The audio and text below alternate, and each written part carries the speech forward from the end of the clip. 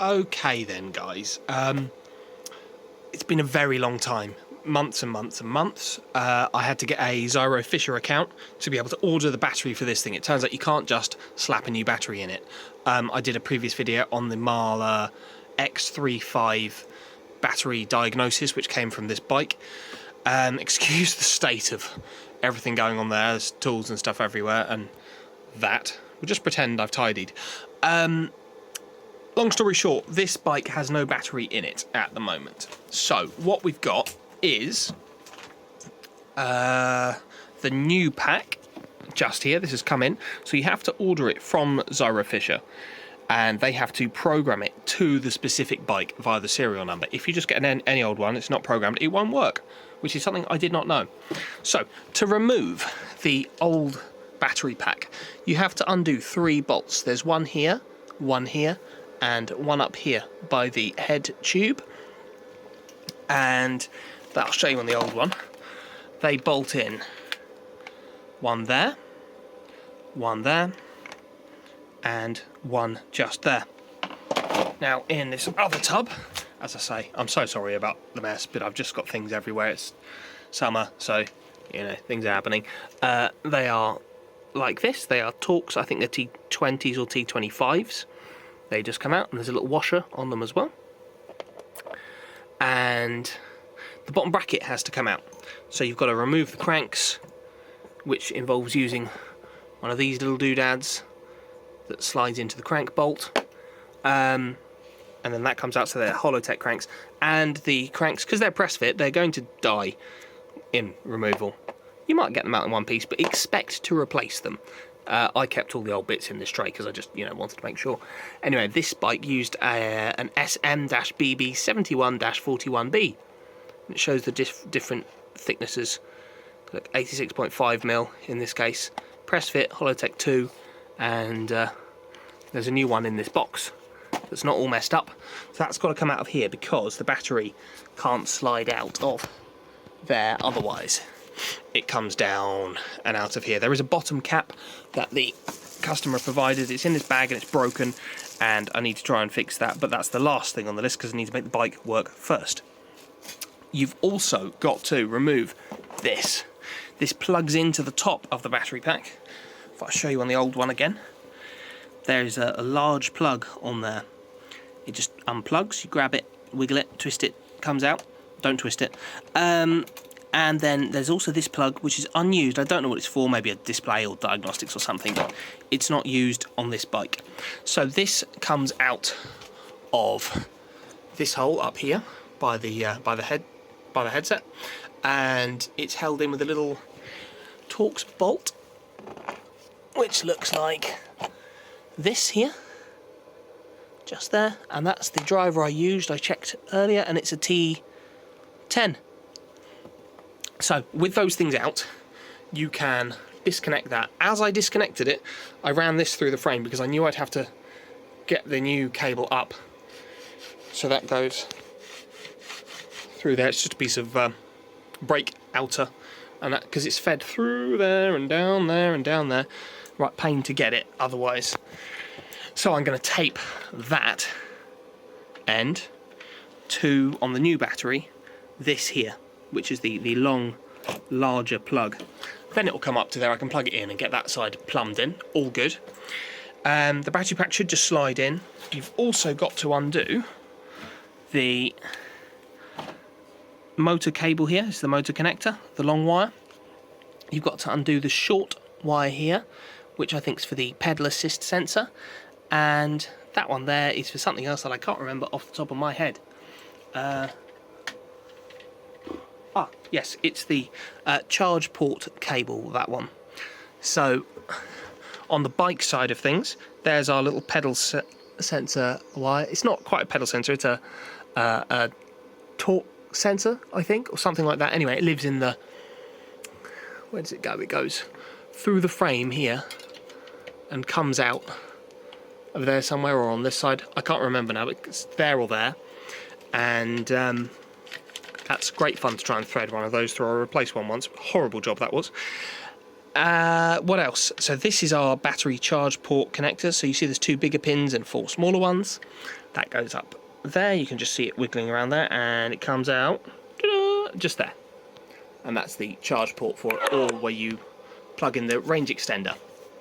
So fitting the new one is going to be a case of, obviously, I've got to move these cables out of the way, slide the new battery up, get it lined up with the bolt holes, and sort that out. Removal is the same but backwards, and you drop the old one out. They can't be fixed. I did a video on trying to fix it. You can't fix it. I mean, possibly you could fix it, but once the cells die, the BMS seems to down power. Therefore, as far as I'm concerned, it's not fixable. And they're programmed to the serial number of the bike, so I had to provide the serial number of this bike, the proof of purchase, and the model and year to the Mahle team at Zara Fisher in order to be able to order a new one. So if you're not registered with Zara Fisher, it's not happening. If you're just an end user, it's not happening. Well, it might happen actually, but you've got to pay retail, which I think is $6.99 or something like that. So yeah, I'm going to get this in most of the way. I'm going to tape my long connector for up there to this, and as I push the battery in, I'm going to pull that from up there, and it's all just going to work absolutely fine. I'm going to have no problems. Okay, right, the bike had to go upside down for filming purposes because I had it upside down on the stand and then it was touching the roof, and I couldn't get the camera in the gap to film properly. But the battery pack is in, it slid in. What I had to do was move, we've got the gear cable, the other gear cable, and then the hydraulic brake hose for the rear. So this one's for the front shifter, which you might not have a front shifter on your bike. This one's for the rear shifter, which you probably will have, and that one's sorry, that's for the rear hydraulic hose, and that one's for the rear shifter, which you might also have. And I poked out of the side of the bottom bracket to keep it out of the way the charge port connector. You can see it a bit better down in there now. And then this side I took the pedal sensor, torque sensor, whatever you want to call it, out. So I've got here one of the bolts that go in there. Just checked, and it's a T25. So as I pushed it in, I got it lined up. See, there's one hole there, there's another hole there, and you probably won't be able to see that one. That's my shoe. Where is it? Where is it? Where is it? Yeah, no, it's too close, the gap there. But I'm going to get these in. So I'm doing this one-handed. It's not the best view in the world, but I'm going to get that in. I don't have a torque spec for this, but remember, well, at least on this bike, it's carbon fibre. So you don't want to do them up too tight, because cracked carbon fibre is bad carbon fibre. So I'm going to get these two others in. You've got to obviously turn the bars or take the front wheel out so you can get to this one. And then I will start going through the connections. Okay, that was quite the ordeal. I've managed to put you on a tripod, which is very handy. Turns out you should do that one first, because that's the biggest pain in the bum to get to. And then, so when I say do it first, you just get the thread started. So make sure it goes in all the way. You know, almost all the way. Back it out a bit, so it's loose in there. Then do up this one. Then do up this one.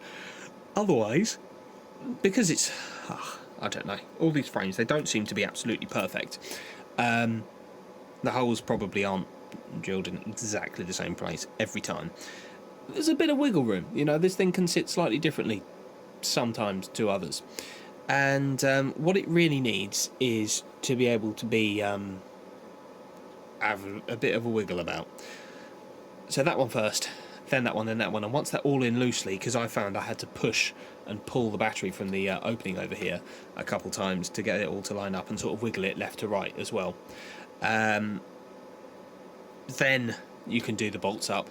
Makes life a lot easier. When I was pushing the battery in, I did also pull my cable through using my my puller cable here. So if I wiggle you over there, how's this going to work? How are my legs going to fit and you? Oh, just like that. It was easy, wasn't it? Right, so what we've got to do is get these cables in or out of the way. So some of these have got to go under the bottom bracket, some of them have got to go over, that's fine. But what I want to do before I go about installing the bottom bracket that will self-destruct is make sure that it works. So this is our charge port connection here. I don't know if I've said it, I can't believe there's no video on this. Mental. There's just no documentation available to the general public on how to do this, probably because general public isn't meant to be doing it. It's meant to be like a warranty job. And then this, we've got a little cutout in the connector just there, and a little notch on this side of the connector, and that can just plug in there like that. Very nice. And then we've got our motor cable, which is supposed to go down this side, and it comes out with a little opening in the frame just there that you probably can't see, but my finger's in it, and that's meant to go all through there. But for the purposes of testing, I bet it's not going to just poke out all by itself. No, it's not. So I'm just going to plug it in externally to that.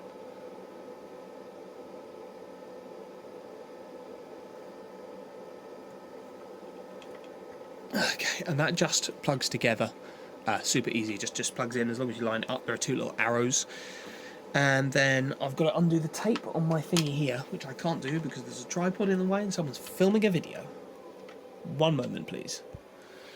Okay, we are nearly there. Also, excuse, I'm daring to wear joggers. It's, I don't know, the middle of the night. It's 1 o'clock in the morning or something like that at this point. This connector here, there are 3 little notches, which I can only show you this end, but the 3 little notches around the outside, the only is going to line up one way. 2 of them are really close and one's far apart. That's going to go together like that. Oh, also, there's a helpful little arrow just there, and a helpful little arrow on the other side. They're going to plug together, a little wiggle, a little push. All being well, I'm going to press this button, and it's not going to have a hissy fit.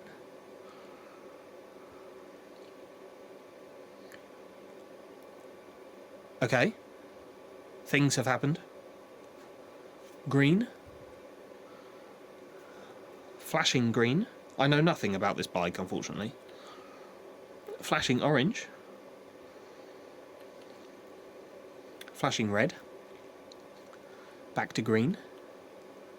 Flashing white, or purple. Back to green. Flashing green. Orange. Purple, orange, red. I wish I had the foggiest of ideas what I'm doing, but I don't. Not a clue. There's an app. I probably have to connect to the app. But this video isn't about whether it works or not. Yeah, who knows? It's just green. This video is about how to take the bloody thing in and put it out, because there are no videos on how to do it. So I'm going to get this screwed back in, up in there. In fact, I'm not. I'm going to leave it all loose. I'm going to try and connect to it with the app. Everything else is fairly self-explanatory though. So this is going to go, provided it works, of course, back in the top tube, in that hole you saw it come out of. Its little Torx screw is going to go back in there, only if it's one way. Very obvious. And if I swing you around, my very professional setup, yeah. The bottom bracket would have to go back in. You need a press fit tool to do that. It's not, sadly, just a case of just mushing it in. I say you should have a press fit tool. Absolutely could do it with some blocks of wood and hammers or something like that, but you shouldn't. It's carbon fibre frame, and might not be a good idea. What else? These cables will have to get smooshed back in there.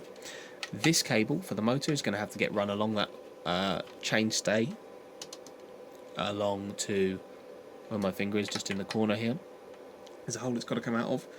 It gets clipped back in. Then the bottom cover would have to go on, and obviously you'd have to take said bike for a test ride. I'm going to try and find the app, see if I can connect to it, make it work, all that sort of thing. I think this is where I'm going to cut the video off, because it's the middle of the night and I don't want to film anymore. But that's how you do it. Thanks very much for watching. If you found this helpful, because as I say, there's no guides, please feel free to like the video, share the video, comment on the video and tell me that it was nice, or tell me I'm an idiot and I did this wrong and that wrong and all that sort of thing.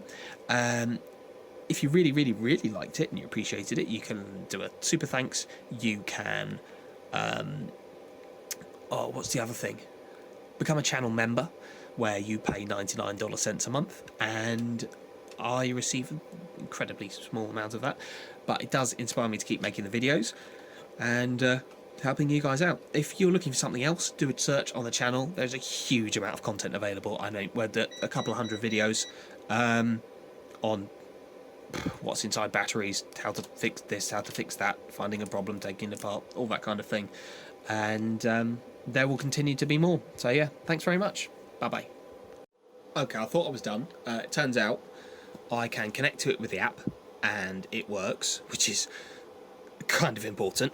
So the different colours on this doodad mean different levels of assistance, and the thing on here is not a torque sensor, it's a cadence sensor, and it comes out in just here behind the end of the chainstay here. And if you listen very carefully, if I pull the chain around, I need to not scratch the bike frame. You can probably just hear the motor kick on. So I'm moving the chain by hand because obviously I haven't put the bottom bracket in yet.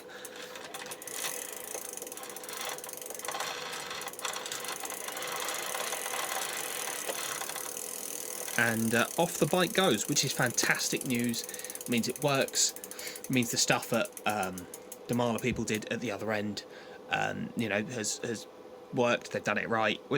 Not that I doubt that they have. It's just that I've never done this job before, so it's all a learning experience. And yeah, I'm pleased that it worked. It's not the easiest or most simple thing in the world. It's the bottom bracket that causes a big problem, and the availability of a battery and getting a count kind of thing was sucked. But apart from that, it's you know, it's not bad. It's doable.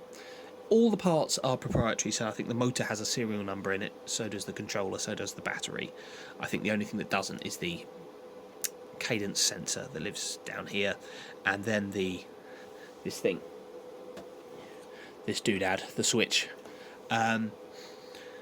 So if you need to work on something, you're not fixing it, you're replacing it. If you wanted to add an aftermarket controller, let's say you're done with their system, you didn't want to pay for it, and you wanted to just stick a battery on it and replace the controller, and it's not going to look pretty and integrated, but you could just replace it, then you're a bit stuck with I think this not being a standard motor. Because I haven't had to, I don't know if you have to, but I don't know if that's just going to work. If you know, chop the other end off this, what kind of connections would be in there? Oh, I tell you, I do know. Because in my other video, we investigated that, didn't we? Look, here's the motor cable on that other battery. And it comes in, it's the bottom one here. So we've got... Oh, I do! Look at that. Look at me go. Impressive stuff, Dash. We've got our... It's really hard to see.